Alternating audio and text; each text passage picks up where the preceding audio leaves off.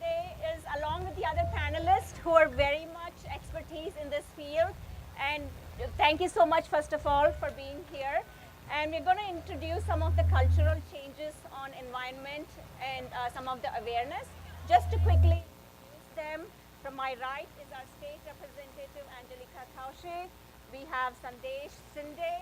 He is organizing the Green Cell ATL, which is a loosely formed organization increasing awareness about plastic pollution. We have Kyle Way, who is the director of Atlanta Community Food Bank. And I'm Nazira Dawood. I host the monthly Chai and Just Chat. For more information, you can see it on the cards placed right there. And we have a monthly session every month with different topics that interests the community. We have Madeline Ramey. She is the director or the executive director of EarthShare Georgia, and we're going to hear from her. And we have Eugene Cook. Eugene Cook is the CEO or the director of Grow Where You Are. For the next half an hour, we're going to hear more about them. But before that, I wanted to make sure that I give them this a small token. These are flowers from India. And yes, David, thank you. So these are small flowers from India, and as a token of appreciation for them being here, I want to each give them a small flower. So these flowers came straight from India. It's just spreading joy, happiness, and love to share our culture. Thank you, Kyle. Thank you so much. So, and it smells good. And we do have complimentary chai and chai from Adda. Compliments from Adda. Adda is right there at the end of the stalls near the main stage. Please have chai. The chai has milk and sugar already in it. So, and the specialty today is because we're talking about environmental culture. The cups are compostable. These are not the normal, usual cups that we use. These are eco-friendly, compostable cups. So I'm going to ask questions, starting with Angelika. And Angelika, if you can grab the mic over there. I want to ask each of you, what is that one top thing that keeps you going every day? The one top thing that keeps me going every day. First of all, thank you so much for having us here on this beautiful day, and thank you everybody for being here in Johns Creek. What a fantastic day to have the International Festival. The one thing that really keeps me going every day are my daughters. I have two daughters, they are 22 and 24, and they remind me every day how important it is that we think about the future and do our share today that the future will be a better place where they have a good place to live. Thank you. Sandesh? Thank you very much, Nazira. It's wonderful, and I appreciate me being here. Yeah, I think very much on similar lines as Angelika, we as a generation of adults are responsible to hand over a better planet to the kids. And that includes my fifth grader, 11-year fifth grader. And that keeps me motivating that, okay, he's looking up to his dad that, okay, what are you doing to make sure that the earth remains livable for not only human beings but other life forms as well. So that's the motivation pretty much. And you're originally from India? Yes, originally from India, Mumbai. And Angelika, if I can ask you, you are from? I am originally from Germany. Okay, great, thank you. Kyle, what's that one top thing that keeps you going? So thanks for having me. It's a beautiful day out. Appreciate everybody being here. And you know, I certainly would start by agreeing that my kids are what keep me going every day. They motivate me, you know, just think about the world I'm going to leave behind to them. And that's really important to me. But beyond that, you know, the food bank provides more than 60 million meals to 750,000 people every year. And we do that because 1 in 7 of the people in our state and 1 in 5 of our kids are food insecure. And so what makes me get up out of bed every day is knowing that there are children and families and seniors today who won't have food were it not for the food bank. Thank you so much, Kyle. Eugene, Thank you, Nazira, and I am also very grateful to be here and to see all of you here.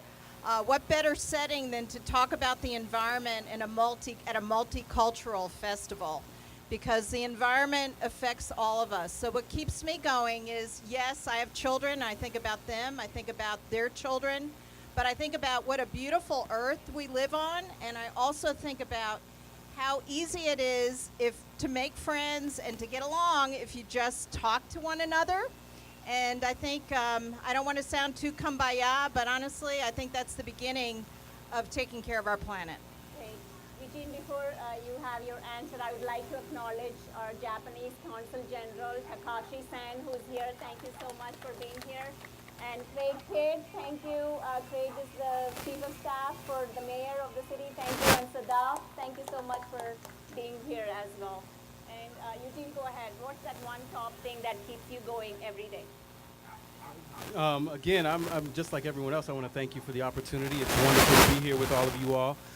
As a farmer growing food in urban areas for the last 20 years, from California to Kenya to Jamaica to Atlanta, what keeps me going is seeing the serious need for healthy food in communities that are normally the communities that have grown food. Historically, the communities that have grown food around the world are the communities that are the southern communities, the communities of people close to the earth, and those people, our people, are now the people who are suffering from the most disease problems. And to see that and know that it's a systemic, ecological, and intentional reality means we have to be just as intentional about changing that. Sure, thank you. And just a reminder, we have chai here. It's chai and just chat, so we want to make sure you have your chai. It's compliments from Adda, which is at the end of the last stall on this line. And the cups that you're using is eco-friendly and compostable cups.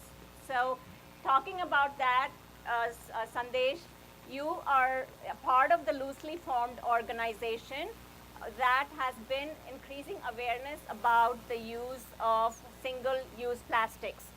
But I want to see how hard is it to develop a habit. Back in India, I was never taught about recycling. If you can tell, is it culturally related, the recycling, or how can we encourage people from various audience and from different cultures to promote or prevent plastic pollution? Sure. That's a wonderful question. So I think the context behind the culture is a lot of Indian traditions understand that human life is made up of 5 elements: earth, water, air, space, and fire. Right? Out of that, earth, water, and air are the most fundamentals that we interact very closely every day. Right? You breathe, you drink water, you eat out of this planet, and that connection, it's very basic. And that doesn't matter that where you come from, where on the planet you live. You always interact with those 3 elements for sure, because that's existential. That is how you live, right? That's how you get nourished every day. And talking about recycling specifically, just an extension, if you understand, the earth is the biggest and the best recycler, right? A seed converts into a plant or a tree, the tree dies, and then it converts back into soil, back into earth, right? The same for fishes, the same for worms, even humans. When you die, you go back to earth in different ways. Either you're buried or burned, whatever it is. But you go back to earth. Now, if you extend that same logic, that when we live throughout our lifetime, how much of non-degradable stuff we use, and more importantly, put in trash, which goes in the earth, in landfills.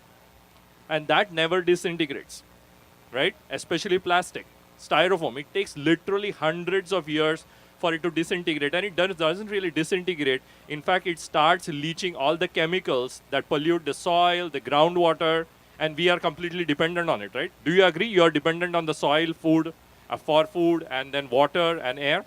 So it directly affects every one of us. It's as basic as that. So what we need to do as a community is we need to mimic Earth, because we are part of Earth.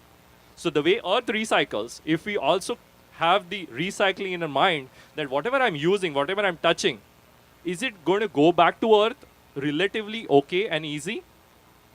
That means it's compostable, right? Right there, those cups. Those cups will go back to becoming Earth in about 6 to 9 months, right? So that's so straightforward and so simple. Whereas if we had used a styrofoam cup, that would have probably remained for, I don't know, hundreds of years. And in the meantime, as I said, it's going to pollute So in short, to come back to your point, Nazira, we got to shift to the cycling of how Earth does it.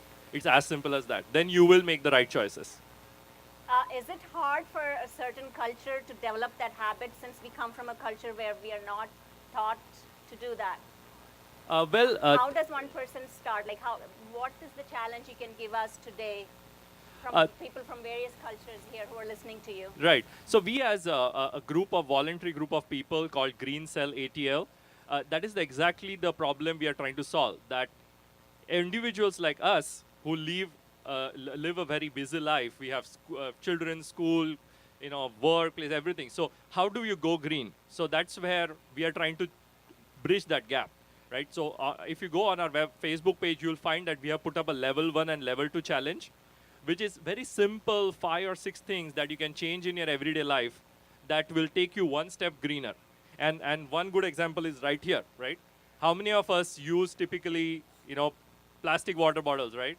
A lot of us do. And most of the time, you put it in trash, right? Even if it goes to recycling, the recycling, that single-use plastic maybe can happen once or twice.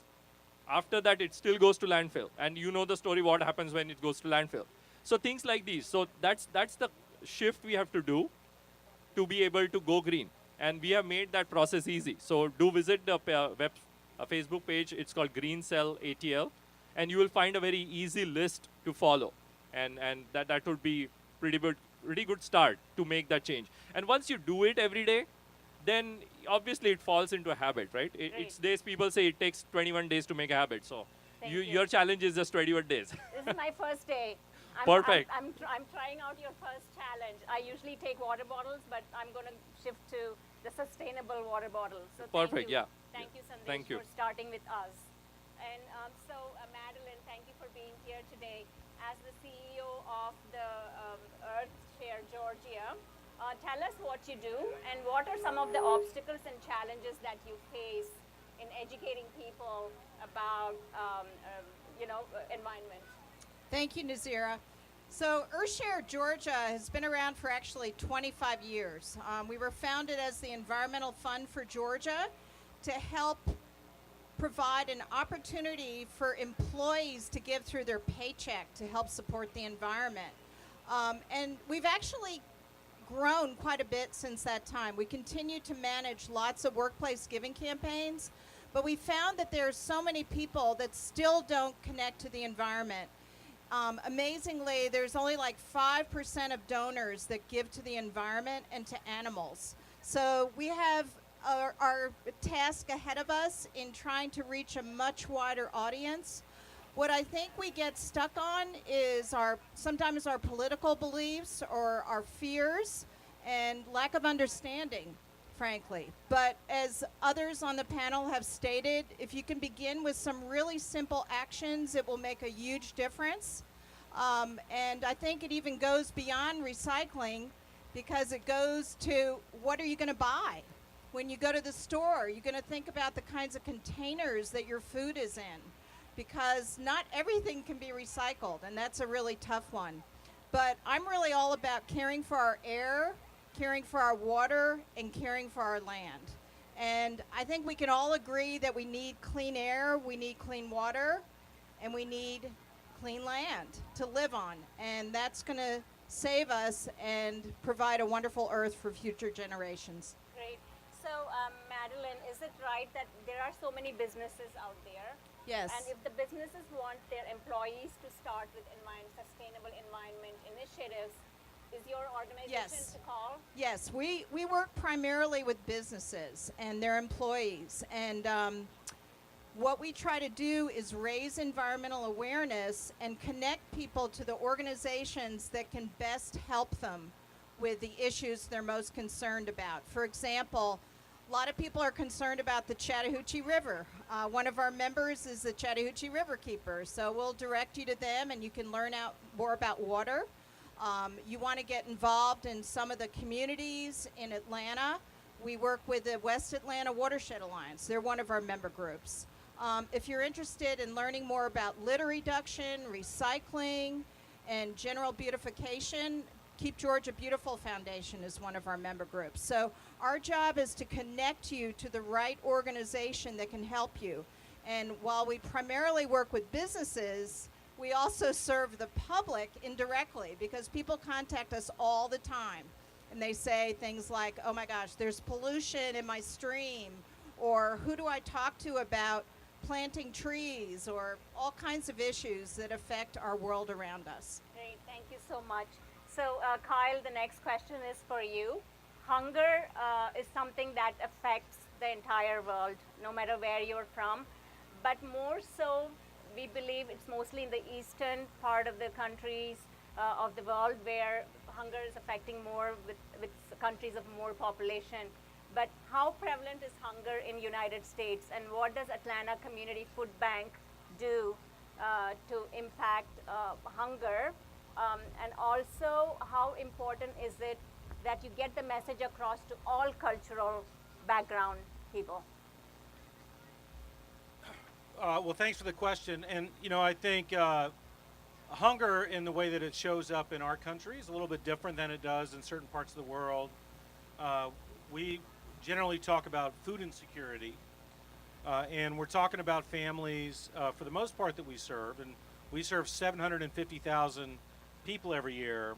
For them, it's really an economic problem where they struggle for a few days a month, 8 or 9 months out of the year, to provide all the food that their family needs. So they run out of resources, they run out of their SNAP benefits, other kind of public benefits, and then they need assistance from a place like their local food pantry to get help. So in our state, as I mentioned before, 1 in 7 people are food insecure, meaning they don't always know where their next meal is going to come from. 1 in 5 of our children. In the 29 counties that we serve, there are some 300,000 kids who don't always have enough food. 300,000 kids. That's an enormous number of children. And it's often a problem that's really hiding in plain sight. So I know I was just recently at one of our pantry locations, and we support about 600 different community partners around the state who get food from us and then serve it to people in their local community. I was at one of those locations, and there was a mom there with her kids. She spends her days working at a local school system in the cafeteria, serving other people's kids, and then needs help providing food for her own family because, frankly, she just doesn't earn enough money in that job to meet all of her basic needs. And that really is the type of person that we serve more often than not. The way we go about it is, the food bank provides a centralized acquisition point to collect lots of food that might otherwise go to waste. We rescue the equivalent of 2,000 tractor trailer loads a year of food that would otherwise go to a landfill, and we make it available to people who need it through a distributed network of community partners. If anyone from here is interested in volunteering in your organization, because that's a shocking number, 300,000 kids who are facing food insecurity, are these in the 29 counties or across Georgia? It's 300,000 just within the 29 counties that we serve. There are 157 counties in Georgia, and we serve about half the population. So you could essentially double that number for the rest of the state. And there are a lot of ways to get involved. You can go to our website, acfb.org, find out how you can volunteer to support our work. You can certainly support us financially. You can get involved in our many advocacy efforts. And tomorrow, we're going to have another beautiful day out. It's going to be great weather, and we have our 35th annual Hunger Walk Run down at the Home Depot backyard next to Mercedes-Benz Stadium. Gates open at noon. The race starts at 2. It's a family-friendly environment. We'll have bouncy houses and games and food trucks where folks can participate and join 10,000 fellow Atlantans who are raising close to $1 million to support hunger relief efforts across our community. So come out to the Hunger Walk tomorrow and help contribute to this great effort. Great, thank you so much. So that's Atlanta Community Food Bank.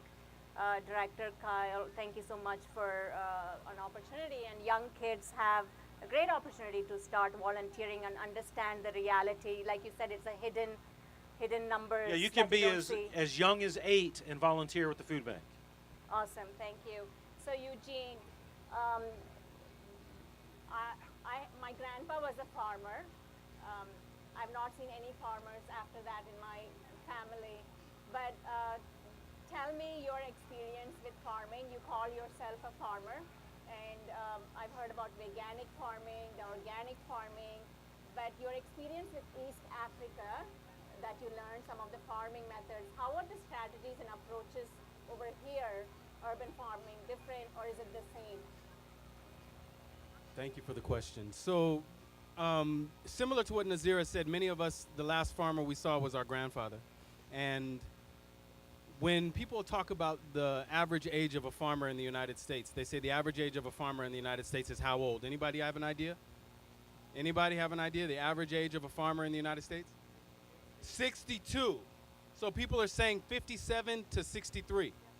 What that means, when all of us know that the farm workers, the people who are actually planting, harvesting, and bringing the food to market are actually women and undocumented other citizens of or residents of this country. That means when we count the average age of a farmer, we're discounting and ignoring a huge group of people. And we're deciding that they are not farmers because they don't own the land. This is the main issue and difference that I've seen here in the United States food system and the food systems across the world. Here, the person who's called a farmer is the man who owns the land. And the people, the many mothers, sisters, daughters, husbands, brothers who are out there in the field planting the food with expertise, harvesting the food with expertise, are not considered farmers. They're considered farm workers, which makes them less subservient economically, socially. And that is the biggest issue, because we have people who come from farming backgrounds here in the United States who are coming from all different cultures. And when they get here, they don't want to be a farmer. Why would they? If all of us have to eat, then how do we justify farmers being the most down looked upon vocation on the planet? How does that make sense? If a lawyer has to eat, a prostitute has to eat, a teacher has to eat, why would the farmer that feeds all of them, which is actually a woman all over the world, 70% of the food grown in the world is grown by women, why would a farmer be the vocation that nobody wants to do? So Eugene, thanks for your insight. Tell me, grow where you are. So you seems like you like the smell of they're called jasmine flowers from India. So tell me, you run the organization called Grow Where You Are. Does that mean I can grow my own food in my backyard? Is that what the organization is about? That is part of it, yes. If you are fortunate enough to be a landowner who has a backyard, then absolutely you can call us. We're a social enterprise, and what we can do is come and do an assessment of your yard, help you decide what to put in based on how many people you want to feed and how much time you want to put into it. The main thing that Grow Where You Are does is inspire people to understand the need for local food systems. We are in a situation now where if we have a critical shock, which can be a cyber attack, which could be an economic collapse, which could be a weather catastrophe. If we have a critical shock, the majority of the people here will not know where to get their food. Period. That's what Grow Where You Are means. It means working with schools, residential properties, as well as hospitals, and setting up small urban mini farms, fruit orchards, and local food economy systems before we get into a catastrophe. One last question before I go to the state representative, Angelica. Eugene, how are the technology here much improved in farming than in East Africa where you farmed as well? It depends on what kind of technology we're talking about. For farming. The technology here in the United States is moving away from humans being involved at all. The technology here in the United States is developed, and it's data technology, primarily data technology that's drone, GPS, I'm and talking about the robots. farming, whatever tools you would need for farming. Yeah, those are the tools that we need for farming are, they can be really simple, based on using regenerative techniques and agroecology. Compost makes it easier and less tractors are needed. Okay, great. Thank you. So, Angelica, you are. Yes.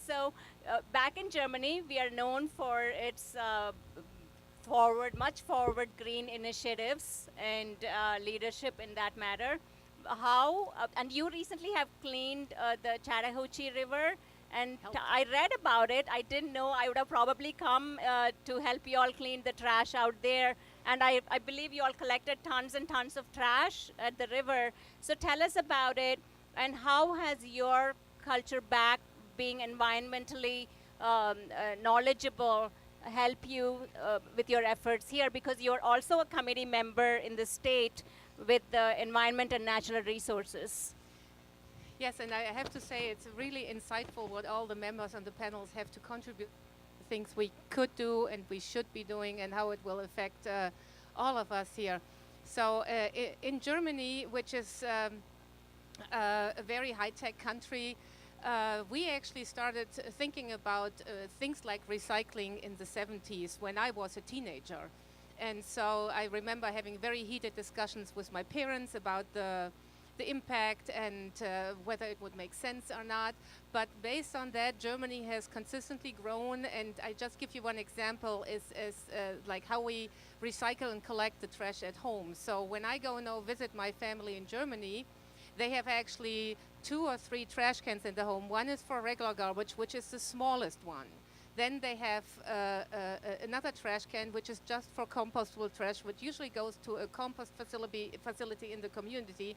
And then either, depending where they are, they have what we call the yellow bag, where they collect all their plastic trash. And then when you, for example, glass, you bring it to a container and separate in white and colored glass, things like this. So it requires a lot of effort from the citizens, but it's kind of like everybody is used to it. And there's also a little bit like, I would call like looking at each other. So if your neighbor is not doing it, you actually would tell him, hey, why don't you recycle? And we'll tell him where to go. So it's a little bit of like citizen awareness, which grew over like 20, 30 years now. I have to say, when it comes to plastic recycling, we are also overdoing it a little bit. So I think we have to find the right balance, because we're recycling so much plastic in Germany. We're recycling everything. Actually, the industry is supposed to put on every plastic or recyclable item, like any package, a green dot, and then it can go in the yellow bag, which leads to it like that almost 50% is just trash that ends up in the landfill. So I think there is where it's kind of like we're overdoing it, where it's like it is feel good, but it's not really smart. So not everything is perfect, but I think the overall awareness in Germany is very there. Also because, think about it, Germany is a country the size of Georgia, but much more density. We have a population there about 85 million people, so that contributes to the fact that we have to think about what we're doing with trash, because we don't have landfills anymore in Germany. We're running out of them there. No, so what are we going to do? So coming back to the US, when we moved first here in 1997, I really was astounded of how little recycling is. And then slowly the awareness has grown and we recycle no more, but it's still the question is, how do we go into smart recycling so that we actually, because recycling has to be done so in a way that what you recycle gets used again, so that the industry who's doing the recycling actually can make a living with it. So if that's not happening, then there's a lot of incentives. So we need to create, or we need to find how we get the incentives to do that. So it's getting better now. And during the example in the Chattahoochee cleaning, if you've never done that, I really encourage you to participate in Clean the Hooch or in any of the activities. I know that Fulton Water Authority cleans regularly the Hooch, same does for Gwinnett. Look it up and participate in an activity where you go out and clean up trash along the river. And that's mostly trash that's being washed up with storm water, with heavy rains. And the weekend I was out, we were a group of 35 people, and we cleaned out about almost, at just one location, it was at Abbott's Bridge, about almost 2 tons of trash. Anything from scrap metal to lots of plastic, uh, all kinds of trash, cloths, whatever you could find that was mainly drained, washed down the storm drains, and a lot of plastic bags. And that really made me aware. I mean, we're using a lot of plastic bags, those you get at every grocery store. I know we all I tried to use a reusable one, but then, I go into the store, I forgot it in the car. Am I too lazy to go back to the car? Yes, I am. So those are the things where we can all work on and really try to eliminate unnecessary waste. And I would call one of the most unnecessary waste we're creating are plastic bags we get at the grocery store.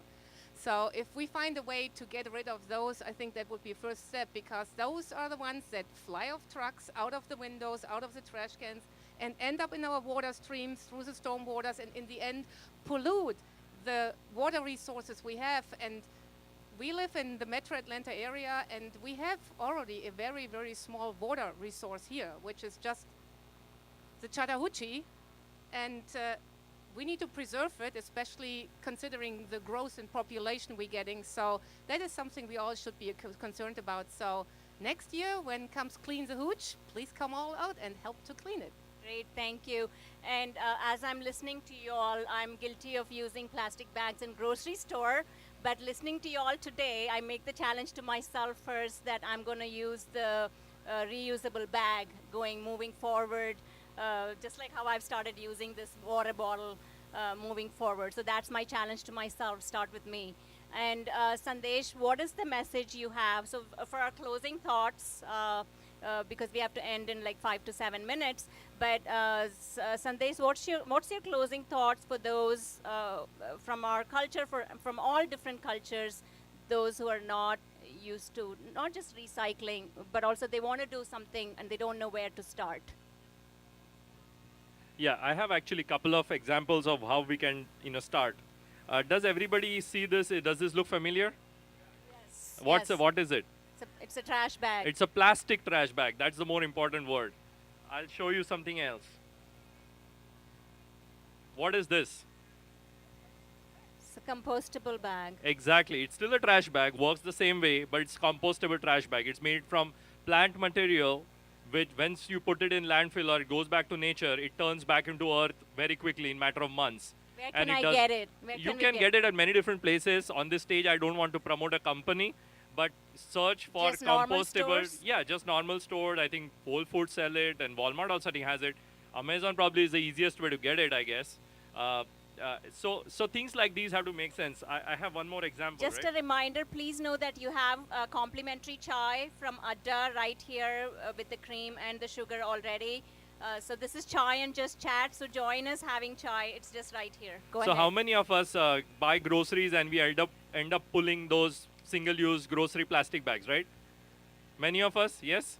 This is an easy solution. You get this. It's called mesh grocery bags or produce bags. You can search those words, and it's reusable. It can be literally used hundreds and hundreds of times. So imagine the amount of landfill trash you reduce, right? And that can be placed in the fridge as well. Absolutely, Okay. it's a complete usage, right from your grocery store to your fridge. You can wash it in it, put it in your refrigerator. Obviously, next time you go, you take it back, right? And talking about landfills, Angelica, you made me remember a point that I learned pretty recently. The landfills. I think everyone needs to go to a landfill to really be aware of what you're contributing to. I recently got to know that there is a landfill up northwest from here, not pretty far, maybe 30 miles. It's called Eagles Point Landfill. It's one of the largest landfills where all of our trash goes in about 50 to 100 mile radius. Any idea, I would like to have some guesses here. Any idea how big is the landfill? Any guesses? How big is the landfill? Let's take It's maybe entire ground. a football field as a benchmark. Okay, how many football fields big is it? Can you guess? 4, okay, 5. Anybody else? 2? 10. Okay, 10. Okay, pretty close. So that landfill is 135 football fields wide. Can you believe it? And to add to it, it's almost one football field deep, that big a area. Can you imagine how big is it? And to add to the agony, it's going to get filled up by 2040. So what after that? Nobody, no county, no city is probably ready to build a big landfill in their backyard, right? Nobody wants it. Who wants all the trash and the polluting thing in their backyard? Nobody wants it. So once that landfill is over, what next? Where do we go next? Where do we put our trash? California has already filled up all their trash landfills. New York has filled their landfills. They are sending it to neighboring states. So if all of the states are done with their landfills, what next? So the point I'm trying to make is, where are we as a community, we as a living human beings, where are we headed, right? We need to be completely aware the next time you drop something in the trash, you know where it's going, right? It's filling up that 135 football field area right here. So please be aware that anything and everything that you put in trash, think ahead of time. Oh, when did I buy it? When I bought it, did I have a better alternative? And can I put it in recycle? Can I compost it? So think of all the alternatives, right? It's very, very essential. So that's, I think, my closing thoughts is be conscious of what you're using, how you're using. Can I say 2 words? Is it go green? Absolutely. That's the only way. Great, thank you. So, Madeline, what do you have as closing thoughts for us who do not know about your organization, but just as businesses who would like to encourage their employees to become sustainable environmentally? Thank you, Nazira. I'm actually going to encourage all of you to get involved and volunteer. And as Angelica was talking about the big Sweep the Hooch event, we were actually a partner for that. A lot of companies we work with were out there cleaning up the Chattahoochee River on Wednesday. But you can contact us if you want to get out there, start planting a garden with a group of people, plant some trees, clean up a playground, all those wonderful things. I think you really will begin to appreciate the environment so much more. We take it for granted that we have clean air, clean water, and green space, but it's not always going to be there unless we start taking care of it. Sure. So, Eugene, as your closing thoughts, what would you like to say to the non-farmers, which I believe most of us are? Agriculture has always been an economic and ecological opportunity. Right now, more than ever, if you're looking for something to invest in, I would encourage that you find local farmers and you ask them exactly what they need. What most of us need is access to land that is permanent in a land trust or whatever. So if you have land that you've inherited or you have wealth that you're looking to invest, urban agriculture, local food systems, agroecology, permaculture, those are the type of farmers that you want to invest in to further not only your wealth, but to make it so that we have a sustainable environment and a healthy, robust food system in our area. I'm going to start working on your challenge, Eugene, from today. I know I'm taking up each of these challenges, but I'm going to put at least 60 to 70%, and let's see in 6 months how I do. So thank you so much again for your wisdom. Kyle, your closing thoughts on how people can not just volunteer, but be aware about the situations that exist out there, and from various cultures as well. How can they get involved?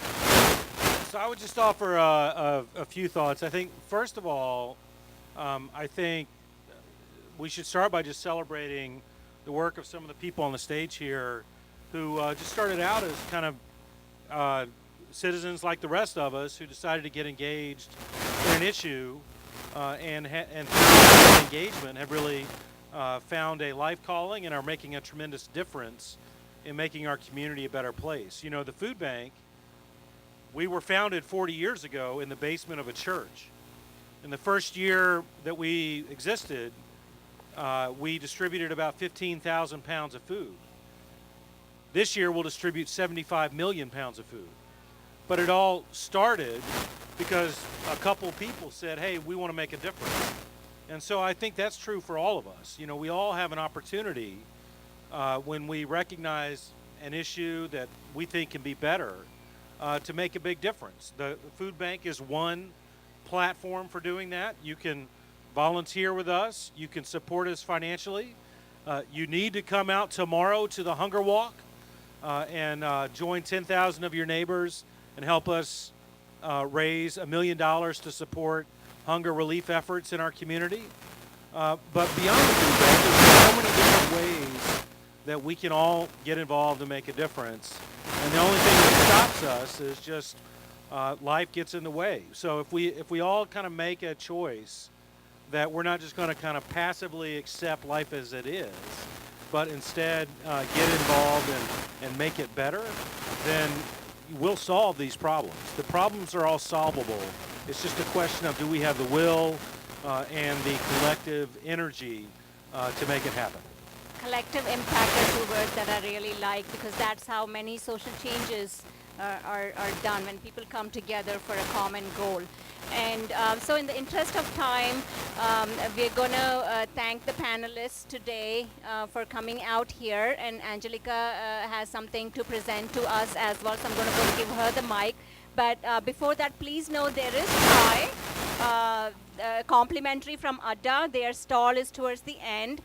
We have these monthly chai and just chats every month on various topics.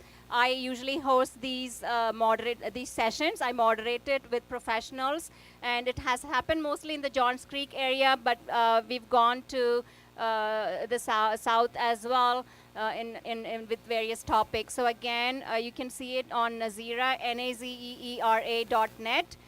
Which has the archives of all the other videos from various topics that we've discussed before. And as a thank you, I would like to give quick gifts to all the panelists, and Purvin is helping with that. Thank you so much, Purvin. While Purvin is coming up, we will take just one quick question before handing the mic to Angelica. Any questions from the audience? We'll just take one question. Is there a question? Sounds good. Looks like we've always conveyed the message. So thank you so much. Thank you, Purvin. We appreciate it. Angelica, go ahead. So thank you very much. And I just want to take the opportunity to acknowledge the efforts Chai and Just Chat has done to raising awareness in the community for all kinds of social and cultural, and today very important environmental issues. So I want to present this proclamation to Nazeera and for Chai and Chat, and if time permits, I'm just going to read a little bit out of it. Okay, so this is a proclamation from the state of Georgia, and recognizing that April 27th, 2019 as Mother Earth Day at the International Festival of Johns Creek. And Chai and Just Chat sessions are intended to advance the field of humanitarian efforts through interactions among professionals, community advocates and experts, and through sharing of resources while focusing on advocacy and communication, education, and action-oriented dialogues. The communities in the city of Johns Creek and around the world celebrate with an entire month of environmental conservation activities such as cleanup and recycling drives, where all of you please participate, tree planting, and education about renewable or sustainable energy.